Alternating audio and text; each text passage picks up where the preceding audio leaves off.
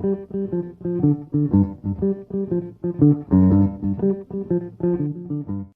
Amazing. everyone, and welcome to another episode of BizzTalk Africa. Really excited for our show today. We're here today with Kuda, who is the head of growth and the founder of HelpLink Africa. Hi, Kuda. Welcome to the show. Hi, how are you doing, Jason? I'm doing Thank good. I'm you. doing good. Really, really glad to have you today. We have a cool topic, how to succeed with small businesses. And I'm really excited to hear Kuda's perspective on this topic. I'm your host, Jason Schuster. And of course, I always have my wonderful co-host, Vidya Mike, who is still traveling, but is always making time for us. I love it. Absolutely. This is so important, right? We are It is. bringing so much information to people out there. And, Kuda, what a great show today. So nice to have you. Thank you, Vidya. It's amazing to be on your platform as well, eh? Absolutely. Absolutely. Absolutely. Well, Kuda, maybe take a few minutes and tell our audience a little bit about yourself, a little bit about your background, and help them kind of understand your perspective a little bit. All right. So Kuda is a young self-starter. I founded a company called HelpLink Africa in 2018 with a passion to drive digital innovation in Africa. And since then, we've been doing a little bit of digital transformations. And last year, we got the chance to pivot and take up a CRM platform, actually, a business management platform, which we now distribute across the continent and help small businesses leverage the tools that are on this platform for their own growth and success. So that's a little bit of what I'm doing, but personally, thank you. No, but you look really young. So yes, I am young. I'm just. So what is your experience? What actually motivated you to say, hey, I can't get jobs? Was it something like that? Let me create it. What was it that said to you, you know what, do this? Really, the the ecosystem in Africa does not favor growth through the traditional educational system. So I found myself leaving school quite early. I dropped out of university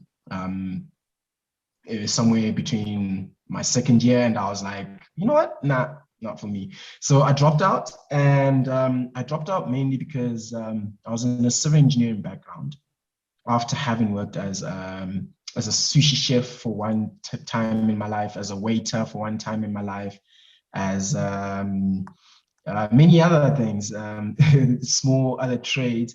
And I then went into digital transformation, mainly because I could see the gap between the innovation in America and the innovation here at home.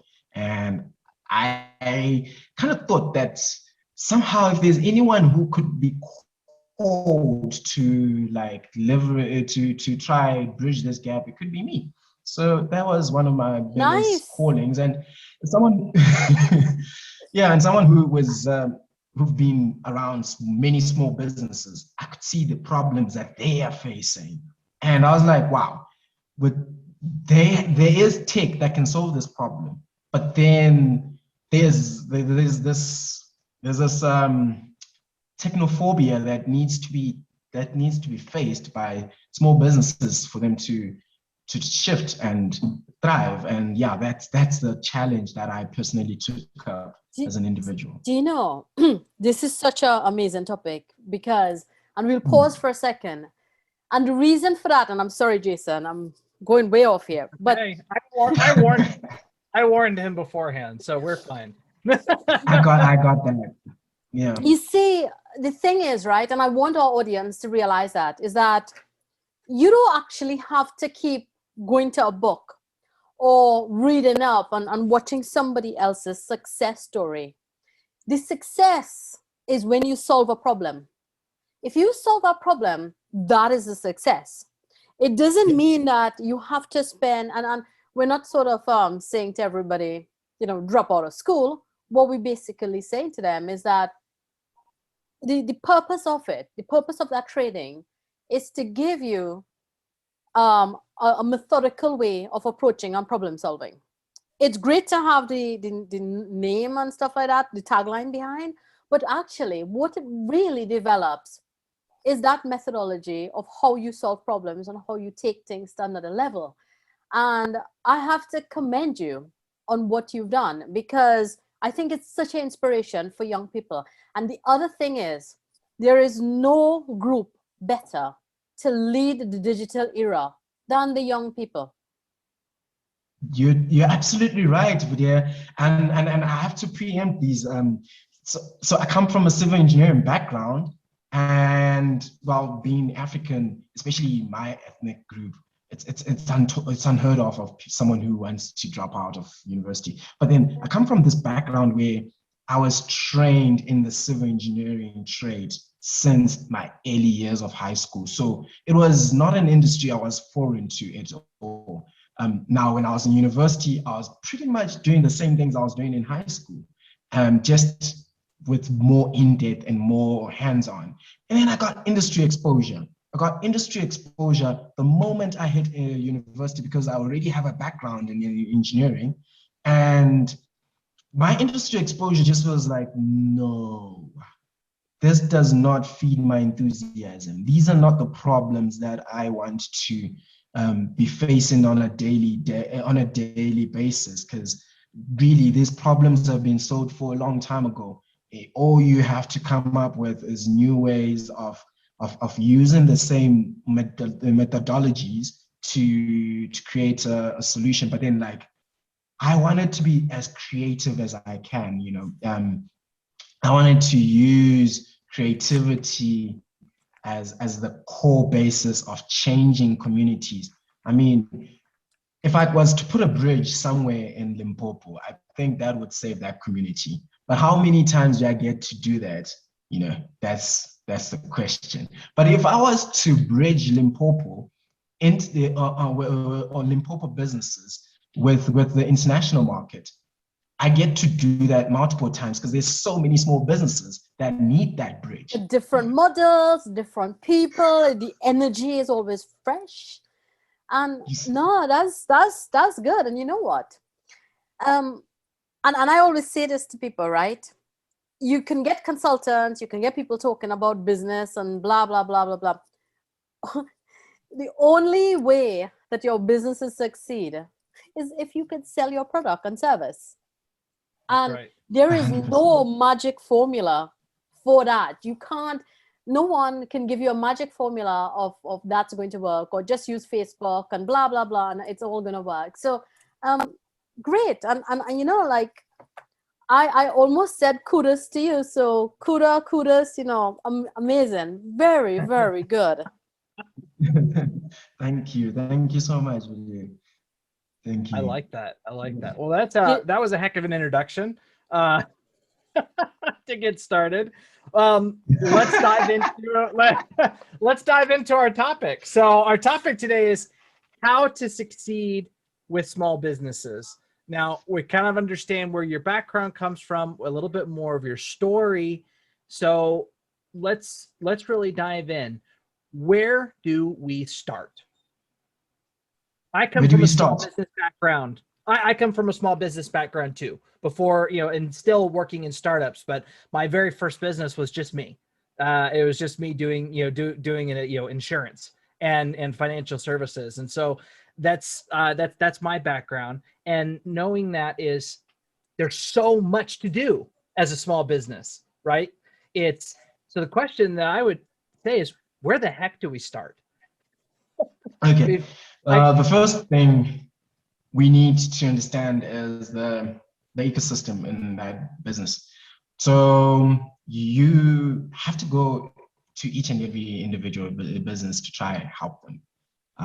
Whether you go to them via Zoom, which allows you to connect with them, but you need to hear the story. You need to hear what they're trying to achieve, why they're servicing that market, how's the market responding, and then be able to set up the system that is going to allow them to win. So I said this on my LinkedIn when I was posting about the event. You don't rise to the level of your goals, you fall to the level of your systems. And this is just a derivative of what James Clear said in his book, Atomic Habits. And seeing the habits that you put into your business and how you support those habits. I think every small business aims to be the best.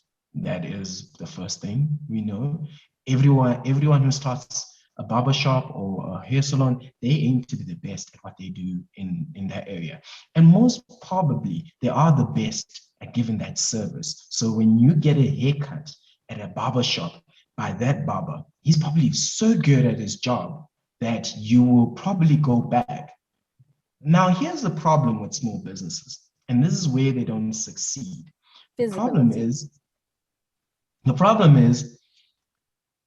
that experience is only in the shop.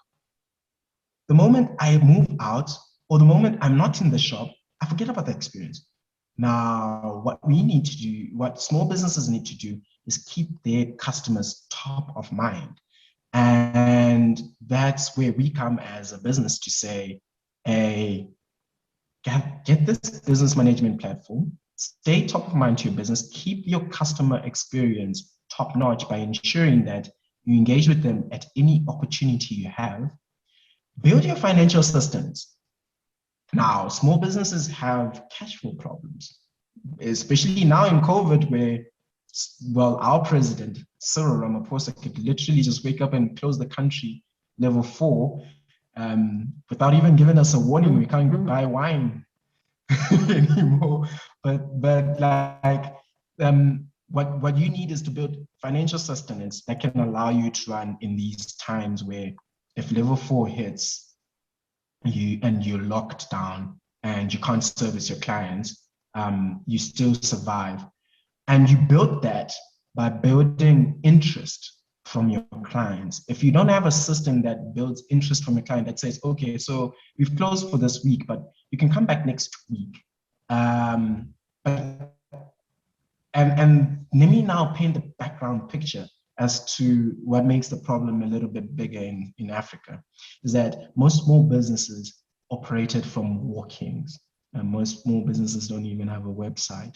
So the engagement points between customers and small business ends on social media.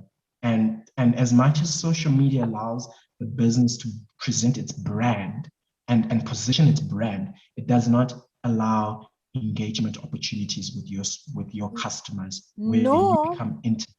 Yeah, exactly. Yes. Nor do you understand what drives them, right? You don't understand what drives your customers. You don't understand what they want. I mean, like, okay, that was a good haircut, but you know what? Like, I would like to get a, you know, like a shave or something else. You want to be able to know what else you can do to start growing it.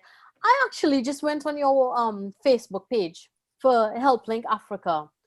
It's good. It has a lot of information in there, and so you have, you know, tell us a bit about your product and your platform. So thank you for asking. I thought you wouldn't. Do you mind? Yes, let's go. HelpLink Africa is a small business management tool that helps SMEs on the continent, that propels SMEs on the continent to thrive in a digital-first economy. What we do is we intersect engagements between small businesses and their customers so as to enhance them, and this enhancement allows them to optimize on customer success, build financial sustenance, and establish and maintain processes that their clients appreciate. We do this by managing the most important resource, which is time, so you can allow bookings to happen on the system. Nice. You can schedule appointments, integrate your calendars, ensure that your time management is crisp. We also allow email and SMS marketing in the system. Yeah. So you can send out auto reminders, email reminders, marketing campaigns, announcements. You can build a customer loyalty program on our system. You can, whether after XYZ cuts, you get this privilege to join us on the Zoom call that's private and ask questions directly. Those kind of incentives, we help our customers come up with creative ways of building customer retention.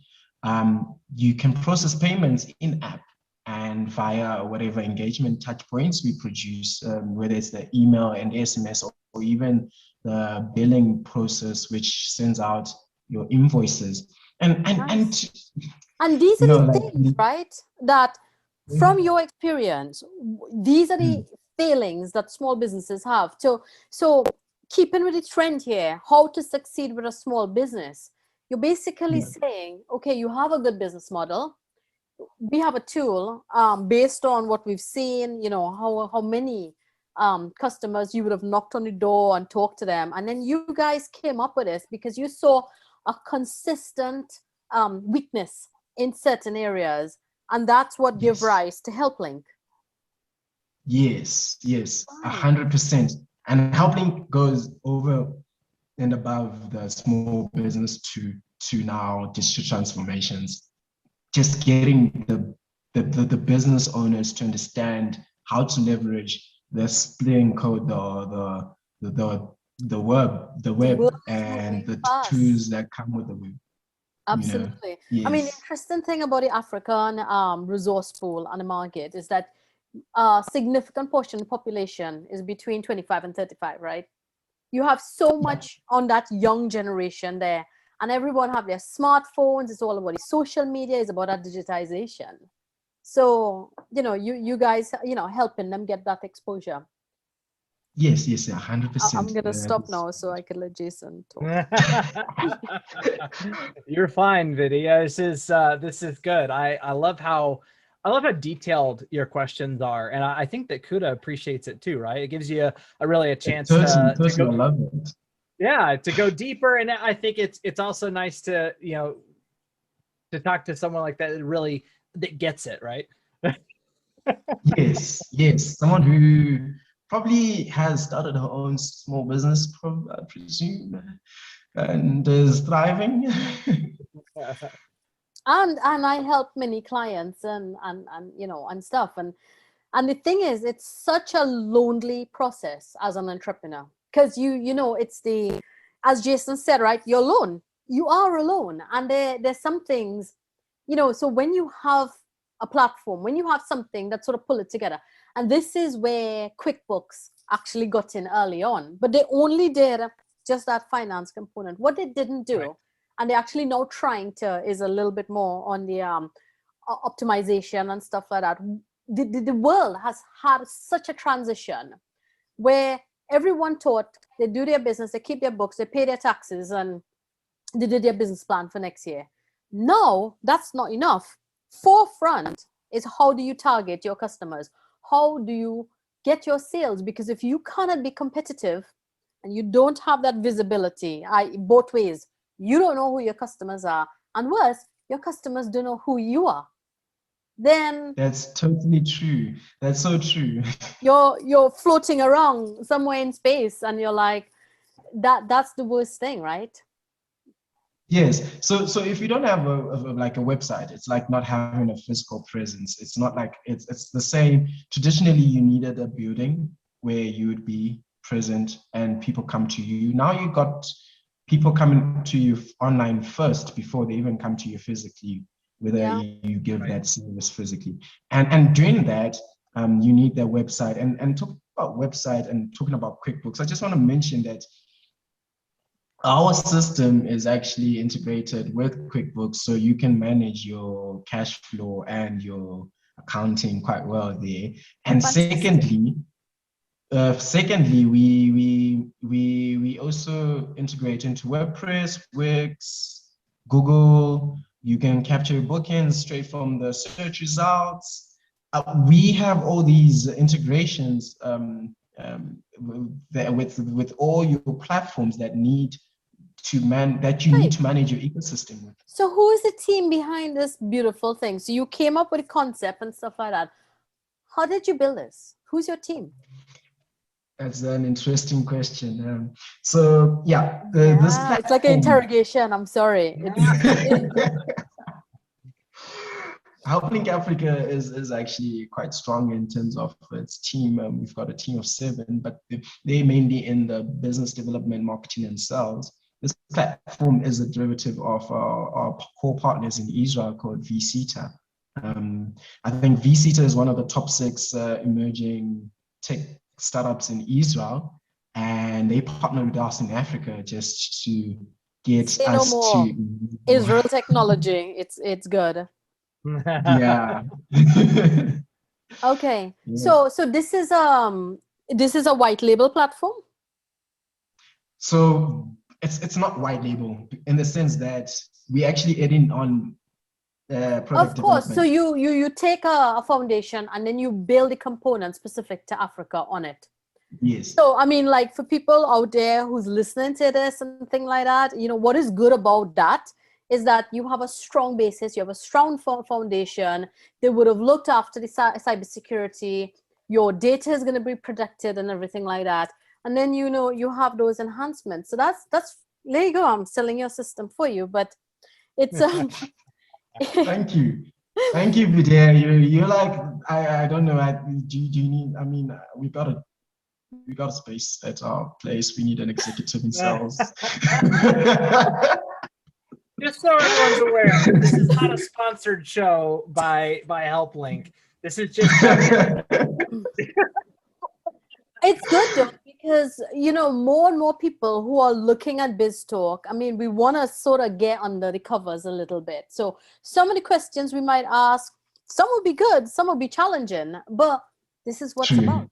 So what is the problem you've not been able to solve yet? What is in your trajectory for the next 6 months or 9 months? What is it that you guys are like, okay, you know what, we've not addressed this yet, we see it as an issue and we want to get into it? So currently one of the biggest problems is we haven't found yet a typical partner, because we believe in collaboration.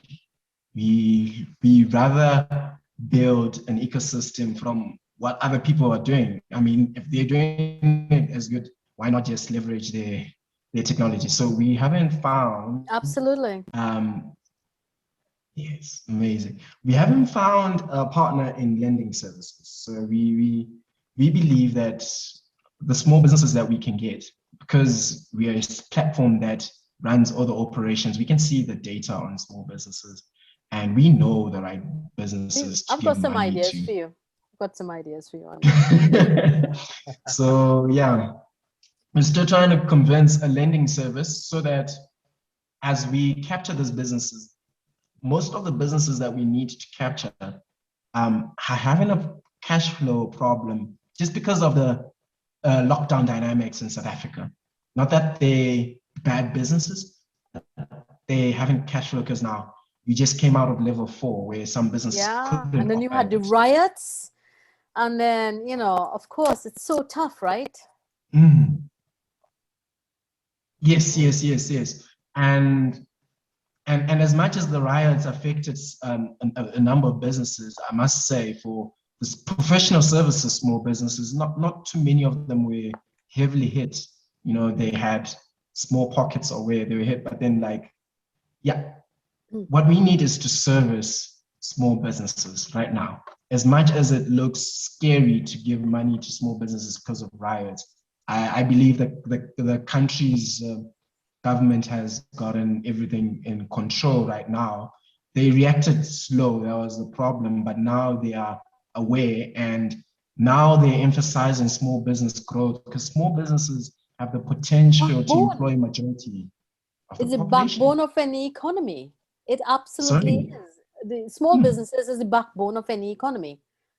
And I think the thing is with COVID, even though it created, paid for Jeff Bezos to go and visit, outer space, So Amazon got richer, etc., etc. I mean, I think as well, what people can't move around. They can't travel around. So they need more small businesses in a community. So it started to decentralize things a little bit. And communities actually started to get stronger. So That's so true. there's always another way to look at it, right? Yes, Lack of sleep. 100%. What can I say? This is the impact of lack of sleep. Well, it's interesting that you both say that. Out of COVID was born BizzTalk, and out of BizzTalk was born BizzTalk Africa. And we have seen a very strong ecosystem forming just from the guests that we're having on our show. We're bringing people together. Africa is huge. Africa is so big, right? Like some people who don't live in Africa or are not familiar with it don't realize how big Africa is. Absolutely. Right? It's like over 50 countries and so many people, so many different ecosystems, different communities, different. It's all different. And like you said, bringing those communities together is so important. And the digital community doesn't have borders.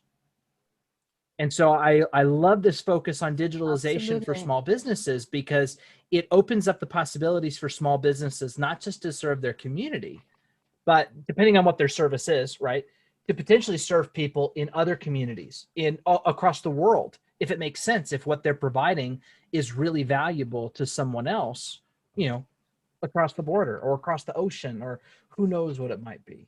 So I love it. Just to add to that, Kuda, one of the things we developed here on BizzTalk, and I've coined this, right? So it's all secret, one tribe, okay? So you got to learn that it's one tribe, and that's what we're promoting, and that is the point of digitization, where, as Jason said, it's borderless. It's borderless. Everybody. One lady said on this show not too long ago, and I could call her name, but I wouldn't want to call her out like that. But she said, you know what I'd like to do is I'd like to be in South Africa, sell something to somebody in Kenya, and receive money effortlessly on my wallet and just pay and just post it. She's like, that's my dream. And I'm like, to be able to express it like that, that's what we're talking about. Amazing. You know what? It's actually it's now achievable. We've seen that with the investment in fintech companies over the past, can I say a few months, like 6 months, actually from late last year, from the moment that Paystack got acquired by Stripe. We saw Flutterwave also come in space. We saw Yoko recently, and congratulations to the team at Yoko. They got they got $83 million to expand. And fintech is leading in terms of getting Africans paid. So something that a lot of people who visit, well, especially my partners, since they get to travel a lot of other European countries and American countries, they're like, we have a very advanced fintech ecosystem. And from mobile money to paying by your USSD banking app, compared to you guys, apparently you guys still use checks to get your... Oh, you guys. But with what I mean, if you want to get like that, we guys also have 5G, right? In many places. So if we want to start throwing it around, at least we could connect.